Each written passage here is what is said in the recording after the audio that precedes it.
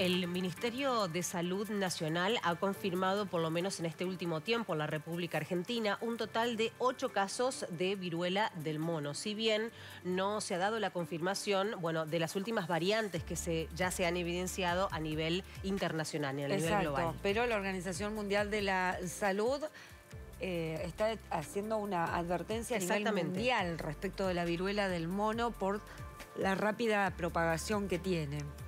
Y vamos a tomar contacto con un infectólogo reconocidísimo a nivel nacional. Ya es amigo de la casa, por supuesto. Es el doctor Hugo Pizzi, infectólogo. Ya tiene la gentileza de compartir los siguientes minutos con Ahora Litoral para brindarnos, por supuesto, más precisiones respecto de esto que tanto está preocupando a nivel internacional. Pero bueno, nos ocupa qué es lo que ocurre aquí en la provincia de Entre Ríos, en la provincia de Santa Fe, y qué es lo que está ocurriendo a nivel nacional en este caso. Pizzi, ¿cómo le va? Buena mañana. Susana y Paola los saludan.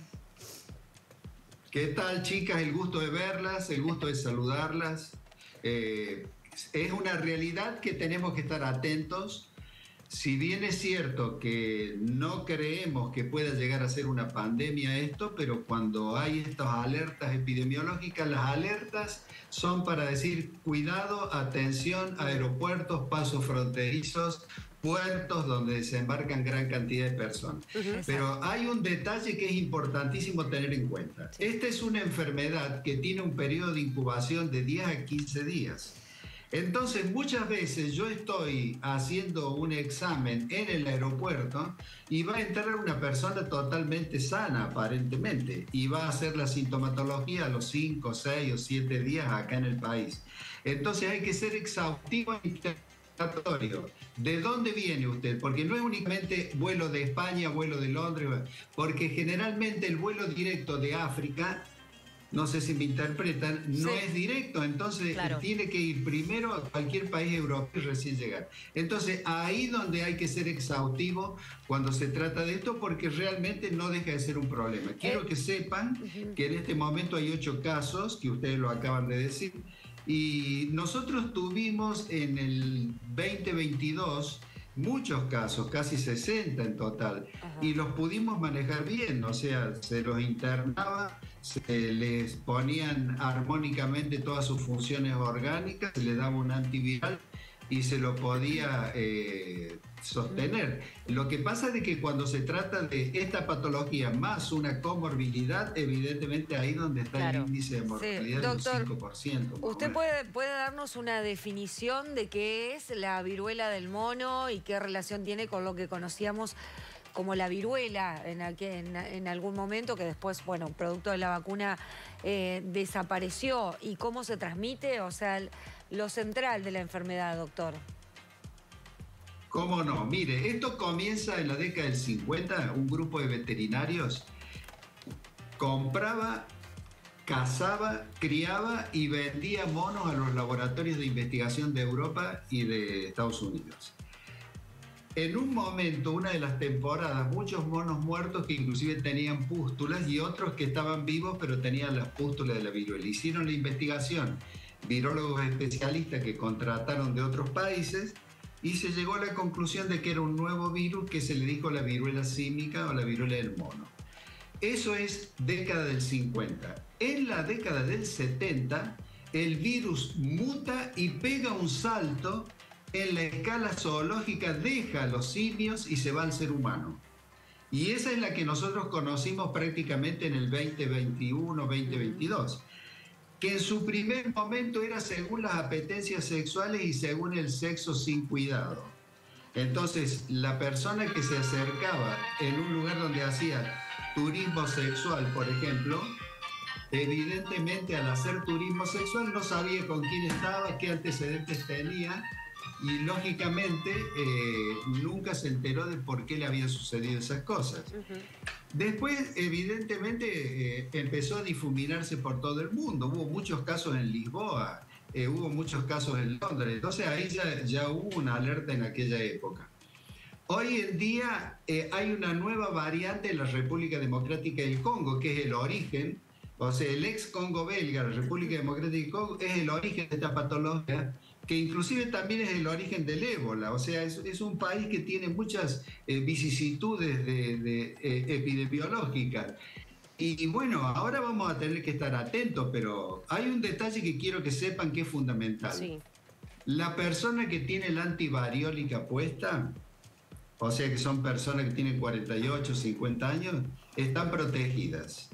¿Cuál es la vacuna? La antivariólica que se dejó de poner. Esa que tenemos una marca en el muslo si éramos muy pequeños en el colegio, o en el brazo, que es alargadita, todo con puntitos, porque era una escarificación. Pero la persona que tiene esa apetencia sexual y quiere seguir haciéndola, hoy hay vacunas en Europa y en Estados Unidos que se compran, que son de 2 dosis, 4 semanas de intervalo, y realmente lo protege, porque rápidamente se sabía que estaba guardado bajo 7 llaves, claro, y era muy parecido a esta viruela del mono, se lo modificó y se hizo una vacuna nueva. Y supongamos, ya le doy lo otro que es un dato importantísimo supongamos que hay alguien que tiene 50 años y tiene la antivariólica, que está protegido, pero quiere seguir insistiendo con la promiscuidad y hay riesgo, se coloca la vacuna, pero una sola dosis. Bien. Doctor, le quería preguntar, porque usted al inicio de la entrevista hacía referencia a que hay que tener muy en cuenta los viajes al exterior, ¿no? Bueno, ¿cómo se explica el caso de Santa Fe? Porque el primer caso confirmado en 2024, que se registró recién en 30 de julio de este año, bueno, lo que se comentó es que se trata de una mujer de 38 años que no refiere ningún tipo de viaje al exterior. La persona del departamento Rosario consultó a un efector privado por fiebre, cefalea y, bueno, estas pústulas que usted estaba marcando que son características de esta enfermedad. ¿Cómo se explica el caso, por ejemplo, en provincia de Santa Fe, si no hay ningún tipo de viaje al exterior, como usted estaba marcando, como fundamental para que se dé el contagio? Bueno, eso es una cosa muy curiosa, pero hay que estudiarla. O sea, uno va estudiando y siempre pregunta por los contactos, porque normalmente cuando alguien viene del exterior y usted le pregunta quién es su contacto, la mayoría de las veces le dicen no sé ni cuándo fue, ni dónde fue, ni por dónde fue. O sea, ese es el problema que nosotros tenemos. Entonces, acá a la señora se la va a estudiar exhaustivamente y lógicamente se va a llegar a una conclusión. Siempre epidemiológicamente se siguen todas las posibilidades. A lo mejor ella puede haber tenido algún tipo de contacto con alguna persona desconocida. O sea, eso no lo sabemos en general. Pero siempre los médicos están estudiando eso. Siempre están los médicos clínicos, los infectólogos y los epidemiólogos, que van a buscar de una manera muy precisa de dónde vino. Esto no es generación espontánea. Atención, claro. Esto no es generación espontánea, no es la época de 20 siglos atrás. Claro. Esto es otra cosa. Doctor, usted hablaba de promiscuidad recién, ¿no? De contacto sexual. ¿Nos puede ampliar un poquito más de eso? ¿Por qué habla de...? Bueno, en general los casos que nosotros tuvimos en el 2022 eran personas de determinadas comunidades que de pronto tenían muchas relaciones, pero generalmente relaciones con personas desconocidas. Había algunos que hacían turismo sexual, usted sabe que eso existe en el mundo, inclusive están todos los organizadores de eso, y había otro grupo que era directamente que buscaban satisfacer apetencias en lugares donde era sexo grupal. Entonces, evidentemente, eso cambia totalmente el panorama, porque si bien es cierto que todavía no está considerada enfermedad de transmisión sexual, todos los fluidos del enfermo,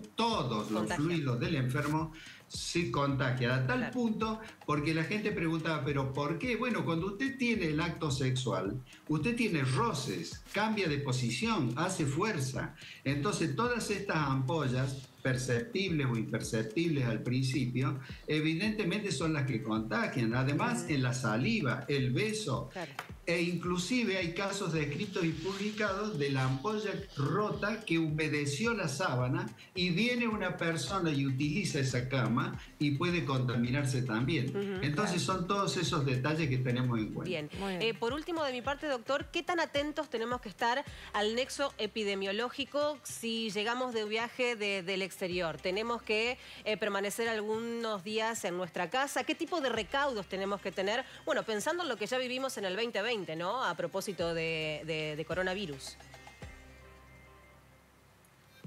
La persona que respeta su cuerpo, la persona que respeta a su pareja, un hombre para una mujer para un hombre, basta y sobra. Dos personas evidentemente del sexo que sean pareja, que se respeten, jamás van a tener ningún tipo de problema.